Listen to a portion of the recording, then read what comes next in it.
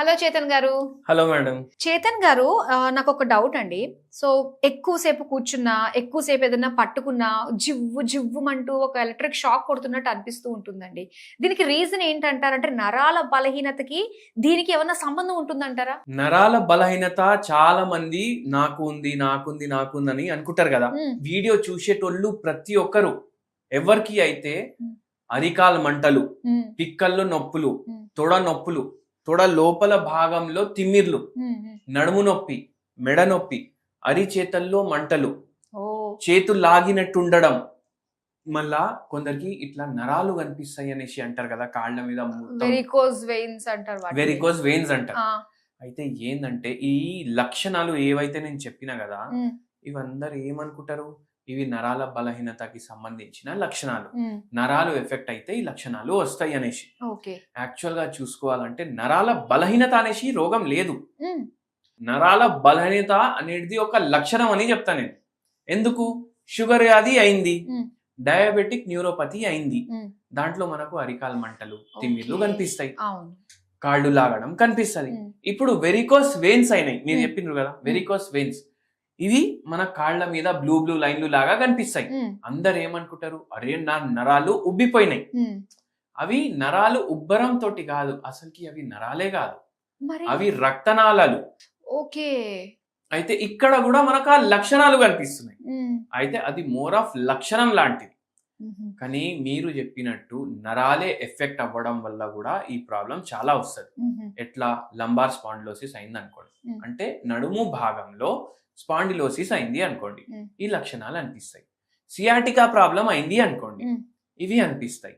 మెడలో ప్రాబ్లమ్ అయిందంటే చేతుల్లో అనిపిస్తది. నడుములో ప్రాబ్లమ్ అయిందంటే కాళ్ళల్లో అనిపిస్తది. ఓకే. కానీ మళ్ళా షుగర్ వ్యాధిలో కూడా అనిపిస్తుంది మనకు. హ్మ్. అయితే ఇంకోటి కొత్త కారణం ఇవన్నీ రావడానికి షుగర్ వ్యాధి ఒక పాత కారణం. హ్మ్. మనం అందరం వినే ఉంటాం. హ్మ్. మళ్ళా దాని తర్వాత ఇక్కడ స్టీనోసిస్ గాని, స్పాండిలోసిస్ గాని ఏమైనా ప్రాబ్లమ్ అయితే మెడలో, నడుములో ఇవి వస్తున్నాయి. హ్మ్. సరిగా నిద్ర లేకపోతే కూడా వస్తున్నాయి. కానీ ఇప్పుడు ఒక కొత్తది మీకు కారణం చెప్తా. ఏంటండి అది? ఏంటంటే ఇది. ఇది క్రెడిట్ ఏంది కార్డ్. మీరు చెప్పండి? Credit card. క్రెడిట్ కార్డ్ అని హ్మ్. మీరు చెప్తున్నారు. నేను చెప్తున్నా క్రెడిట్ కార్డ్ వల్ల కూడా నరాల బలహీనత వస్తది. అంటే దాన్ని స్వైప్ చేసి చేయడం వల్ల ఎక్కువగా వస్తుందంటారా ఏంటి? ఒక 50% జనాల దగ్గర క్రెడిట్ కార్డ్ ఉంటది. 50% జనాల దగ్గర క్రెడిట్ కార్డ్ ఉండదు. ఓకే. ఆ! క్రెడిట్ కార్డ్ లేనోనికి కూడా ఒక క్రెడిట్ కార్డ్ వల్ల వస్తుంది ప్రాబ్లమ్. ఎట్లా అంటే ఎలా? ఆ! ఎట్లా అంటే ఇది దేనితోటి తయారు చేస్తారు? ప్లాస్టిక్. ప్లాస్టిక్ తోటి హ్మ్. తయారు చేస్తారు. మీకు చెప్తే మీరు అమ్మా ఇట్లా కూడా ఉందా అనేసి అనిపిస్తది. ఏందంటే ఆ! ఒక క్రెడిట్ కార్డ్‌లో ఎంత అయితే ప్లాస్టిక్ ఉంటది గదా! హ్మ్. అంత ప్లాస్టిక్ ప్రతి మనిషి బాడీలో ఉంది. ప్లాస్టిక్ మనిషి బాడీలో. ఆ! ఎట్లా ఏ అంటే దాన్ని మైక్రో ప్లాస్టిక్ అంటారు. ఓకే. 5 కన్నా చిన్నగుందనుకోండి ప్లాస్టిక్. హ్మ్. దాన్ని మైక్రో ప్లాస్టిక్ అంటారు. హ్మ్. ఇప్పుడు ఏమైతదంటే మనం నీళ్లు తాగితే దాంట్లో గూడా కాలుష్యం వల్ల ప్లాస్టిక్ ఇంప్యూరిటీస్ వచ్చేసినాయి. అంటే ప్లాస్టిక్ కప్పుల్లో వేడి వేడిగా టీలు, కాఫీలు తాగుతూ ఉంటారు. వేడి వేడిగా అన్నం తింటూ ఉంటారు. సో, అదే రీజన్ అంటారా అయితే? ప్లాస్టిక్ కప్‌లలో తినడం వల్ల గూడా అయితది. ప్లాస్టిక్ గిలాసులలో చాయ్ తాగడం వల్ల గూడా అయితది. ఓహ్! మళ్ళా అదే గాకుండా నేనొకటి చెప్తాను మీకు. హ్మ్. ఇప్పుడు మనం ఎక్కడన్నా యాత్రకు పోయినామనుకోండి. హ్మ్. ఎక్కడో రోడ్ మీద పోతున్నాం మనం. ఓకే. ఆ! హ్మ్. రోడ్ మీద పోతున్నాం. ఏం చేస్తాం? అరే! ఏదో మనకు రివర్ కనిపిస్తది. హ్మ్. చెన్నైనో, వైజాగో ఎక్కడికో ట్రావెల్ చేసినాం. బీచ్ మీద హ్మ్. పిల్లలు ఆడుకుంటారు. ఒక పెద్దవాళ్ళు ఏం చేస్తారు? ఎక్కడైతే వాటర్ రావట్లేదు అక్కడ షాలేసుకొని కూర్చుంటారు. హ్మ్. అవునా కాదా? అవును. కప్‌లలో ఐస్ క్రీమ్‌లు తింటారు, హ్మ్. బఠానీలు తింటారు, అవి ఇవి తింటారు. అవి ఏం చేస్తారు? అక్కడే పడేస్తారు. హ్మ్. ఇది మొత్తం నీళ్ళల్లో కలుస్తాయి. అవును. నీళ్ళల్లో కలిసి చేపలు కూడా అవి తినేస్తాయి కదా! ఓకే. అవునవును. ఆ చేప మళ్ళా మన ప్లేట్‌లోకి గూడా వస్తది గదా! అంటే ఫుడ్ హ్మ్. చైన్‌లో ప్లాస్టిక్ వచ్చేసింది. ఓకే. అట్లా గాకుండా ఇప్పుడు మొత్తం చెత్త మన హ్మ్. రోడ్ల మీద పడేస్తాం. హ్మ్. చెత్త రోడ్డు మీద పడేసినప్పుడు అవి బ్రేక్ గూడా అయితది గదా! హ్మ్. ప్లాస్టిక్. హ్మ్. ఏవైతే చిన్న చిన్న కణాలుంటాయి, గాలి కొంచెం ఎక్కువ వస్తే అది మొత్తం లేస్తది గదా! గాలిలో. అవును. మనం అదే పీల్చుకుంటాం గదా! హ్మ్. అట్లా గూడా మన బాడీలో పోతుంది. అలా అక్యుములేట్ అయ్యి మనకి క్రెడిట్ కార్డ్ అంతా ప్లాస్టిక్ ప్లాస్టిక్ ఒక్కొక్క బాడీలో వస్తుంది. బాడీలో జమ అయింది. ఓకే. సరే. ఇప్పుడు అందరికి ఏం డౌట్ అవుతుంది. మళ్ళా క్రెడిట్ కార్డ్‌కి, ప్లాస్టిక్‌కి, నరాల బలహీనతకి ఏం సంబంధం అనేసి అంటారు. ఆ! ఏంది అంటే ఇప్పుడు ఎప్పుడైతే ఇది మన బాడీలో పోతుంది ప్లాస్టిక్, మ్మ్. BPA బ్లెస్ఫెనాల్ A అనేసి ఒక కెమికల్ ఉంటది. మనకి యుటెన్సిల్స్ మీద BPA ఫ్రీ అని చెప్పేసి రాస్తూ BPA ఫ్రీ ఉంటారు. అని ఉంటది కదా, ఆ. కానీ ప్లాస్టిక్ అయితే ఉంది కదా దాంట్లో. అవును. BPA ఒక కెమికల్, ఓహో, ఇంకా ఎన్నో కెమికల్స్ ఉంటాయి. ప్లాస్టిక్ మొత్తం ఒక కెమికల్. అది ఓకే. ఏమైతది, ఇది ప్లాస్టిక్ ఏదైతే ఉంది అది మన బాడీలో ఇట్లా చేపలు అవిట్లో కలిసి పోతుంది, గాలిలోకి వెళ్ళి పోతుంది మ్మ్. అని ఉంటది. కానీ ఏమైతే ఇది మన పేగుల ద్వారా మన రక్తంలో బ్రేక్ డౌన్ అయ్యి వెళ్తది. మ్మ్.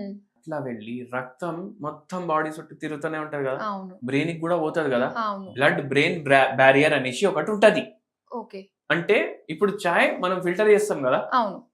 అది చన్ని పెడతాం కదా, మ్మ్. ఆ చన్ని లాంటిది అనుకోండి. ఓ, ఆ చన్ని దాటి కూడా బ్రెయిన్ కి వెళ్ళిపోతున్నాయి. వెళ్ళిపోతుంది. మళ్ళా బ్రెయిన్ కి పోతే నరాలకి కూడా ఏమైతది, ఇప్పుడు నరాలు కరెంట్ పాస్ చేస్తాయి అనేసి ఇన్ని వీడియోల్లో ఎక్స్ప్లెయిన్ చేసినాం. మ్మ్. నరాల పైన మైలిన్ షీట్ అనేసి షీట్ ఉంటది. మ్మ్. ఆ మైలిన్ షీట్ డ్యామేజ్ అవుతుంది. ఓకే. మళ్ళా దాని తర్వాత ఈ ప్లాస్టికే అక్కడ వచ్చేస్తుంది, మ్మ్. ఒక లేయర్ లాగా. ఇన్ని వైర్లు ఉంటాయి, మ్మ్. దాని మీద ప్లాస్టిక్ ఇన్సులేటెడ్ ఉంటది కదా. అవును. అంటే మనం ఇట్లా టచ్ చేస్తే మనకు Shock కరెంట్ కొట్టకుండా. షాక్ రావద్దు అనేసి ఆ ప్లాస్టిక్ ఉంది దానికి. మ్మ్. అంటే ఏంది, ఎలక్ట్రికల్ కరెంట్ ప్లాస్టిక్ ఉంటే పాస్ కాదు. మ్మ్. పాస్ కాదు కదా అవును. Electrical current. మ్మ్. ఇప్పుడు మన వైర్లు ఏదైతే మన బాడీలో ఉన్నాయి నరాలు, దానిపైననే ప్లాస్టిక్ ఉంది. వచ్చేసింది. అవును. ఇంకా కరెంట్ పాస్ అవుతుందా సరిగా? పాస్ కాదు. పాస్ అవ్వలేనప్పుడు ఇప్పుడు ఏమంటారు పేషెంట్లు, సార్ నాకు లేవ్వనీకి వస్తలేదు, మ్మ్. నడుములో లంబార్ స్పాండిలోసిస్ కూడా ఉంది, నాకు సియాటికా కూడా ఉంది, డీజెనరేటివ్ డిస్క్ కూడా ఉంది. మ్మ్. రిపోర్ట్లు చూస్తే అర్థమవుతుంది మనకు. ఎప్పటి నుంచి ఉందంటే 5-6 ఏళ్ల నుంచి ఉంది. మ్మ్. నిల్చోనీకి వస్తలేదు అంటే నడిచేటప్పుడు చెప్పులు జారిపోతుంది బయటికి. మ్మ్. చెప్పులు జారిపోయిందని నాకు అర్థమైతలేదు, ఎవరో వేరే వాళ్ళు చెప్తున్నారు, అరే తాత చెప్పులు ఇడిచేసినావు అనేసి. ఓ. అట్లా అయిపోతుంది. మెడలో నొప్పి, చక్కర్లు వస్తున్నాయి, మ్మ్. ఏం చేయాలి సార్, ఏం అర్థమైతలేదు. మ్మ్. ఇది ప్లాస్టిక్ మొత్తం ఎన్వైరన్మెంట్ ని పాడు చేసింది. మళ్ళా దానిపైన స్ట్రెస్ కూడా ఉంటది మ్మ్. జనాలకు. ఇట్లా రోగాలు వస్తున్నాయి ప్లాస్టిక్ వల్ల, నరాలకు సంబంధించినవి. అవే కాదు, ఇంకో పేషెంట్ ఏమంటున్నారు తెలుసా మీకు, హస్బెండ్ వైఫ్ వచ్చిండ్రు, మ్మ్. వైఫ్ కి ప్రాబ్లం ఉంది. ఏమంటున్నారంటే నరాల బలహీనత, ఇట్లనే ప్రాబ్లం. మ్మ్. రైట్ నడుము నుంచి కింద భాగం వరకు ఏదైతే మన టో ఉంటది కదా, మ్మ్. అక్కడ వరకు మొత్తం ఇట్లా లాగినట్టు అవుతుంది. మ్మ్. మూలలు ఉంటాయి కదా, మ్మ్. మూలలు ఎవరో ఇట్లా తీసుకొని హ్యామర్ తోటి కొడుతున్నారు నాకు, అలా అట్లా అనిపిస్తుంది. అనిపిస్తుంది నాకు. ఓ. కానీ ఆ పేషెంట్ కి డయాబెటీస్ కూడా ఉంది. మ్మ్. అయితే ఏందంటే ఇప్పుడు డయాబెటీస్ వల్ల వస్తుందని మన అర్థం మనకు తెలుస్తుంది, మ్మ్. కానీ ప్లాస్టిక్ మన బాడీలో ఉండడం వల్ల కూడా మనకు డయాబెటీస్ వస్తుంది. బా. అయితే ఇట్లా వేరిడ్ సిమ్టమ్స్, మళ్ళా మతి మార్పు పెరిగిపోయింది అన్నారు. మ్మ్. షుగర్ వ్యాధి వల్ల మతి మార్పు పెరిగిపోతుంది. కానీ ఏదైతే బుర్ర ఉంటది, బుర్ర ఏం చేస్తుంది, మనం మొత్తం మెమరీ స్టోర్ చేస్తుంది. మ్మ్. ఇది హార్డ్ డిస్క్. ఇది ఇప్పుడు ఇప్పుడు రికార్డింగ్ చేస్తున్నారు, మ్మ్. దీంట్లో మెమరీ కార్డు ఉంటది కదా. అవును. మెమరీ కార్డ్ ఏంది, హార్డ్ డిస్క్ లాగా. మ్మ్. ఇది మన మెమరీ కార్డు. అవును. ఇప్పుడు కంప్యూటర్ లో మనకు ఫైల్స్ కనిపిస్తాయి, అవి మ్మ్. ఎక్కడ స్టోర్ ఉంటాయి, హార్డ్ డిస్క్ లో స్టోర్ ఉంటాయి. మ్మ్. మన హార్డ్ డిస్క్ కరెక్ట్ ఉండాలి అంటే దాంట్లో ప్లాస్టిక్ అక్యుములేట్ అవ్వద్దు. మ్మ్. మతి మార్పు వచ్చేస్తుంది చాలా మందికి, డిమెన్షియా లాంటి ప్రాబ్లమ్స్, అల్జైమర్స్ లాంటి ప్రాబ్లమ్స్, మ్మ్. మళ్ళీ దాని తర్వాత పార్కిన్సన్స్ లాంటి ప్రాబ్లమ్స్. ఈ పేషెంట్ అంటున్నారు మతి మార్పు పెరిగిపోయింది సార్ నాకు. చూడండి చాలా మంది నరాల బలహీనత వాళ్ళకి మతి మార్పు పెరిగిపోతుంది ఈ మధ్య. అవునండి, చాలా మంది ఉన్నారు ఇలాంటి కేసెస్. ఒక పేషెంట్ అయితే ఏమన్నారు, ఒకసారి మన్మడిని డ్రాప్ చేయాలి స్కూల్కి వెళ్ళి పికప్ చేసుకొని రావాలి. ఆయన పికప్ చేసుకొని రావడమే మర్చిపోయింది ఒక రోజు. వా. కేసులు ఎందుకు పెరుగుతున్నాయి? మ్మ్. దీనివల్ల నరాలు ఎఫెక్ట్ అయ్యి మెమరీ డిస్టర్బ్ అయిపోతుంది. మరి ఏం చేయాలంటారు దీనికి? ఏం చేయాలంటే ఇప్పుడు మనము కూరగాయలు కొనడానికి పోయినప్పుడు మ్మ్.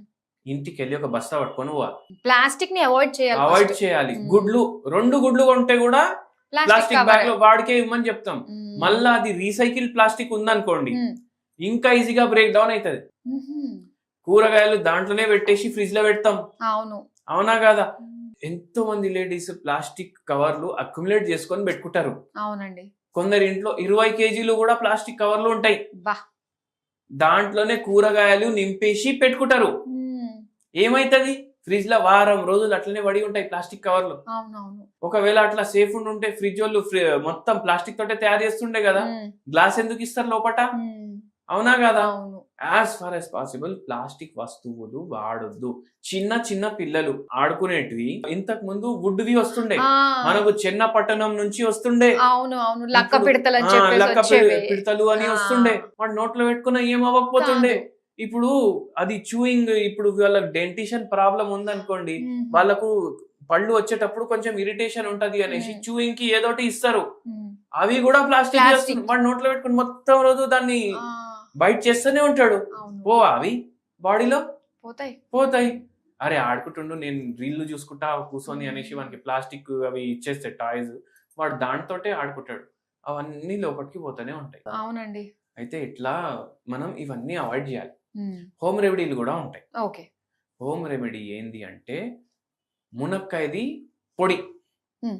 మీరు రెగ్యులర్ గా తీసుకోండి. ఒక ఓకే. 2 చెంచాలు మ్మ్. మీరు ఇంత రైస్ లో వేసుకొని మ్మ్. దాని మీద కొంచెం ఆవు నెయ్యి వేసి మ్మ్. మంచిగా కలుపుకొని తినండి.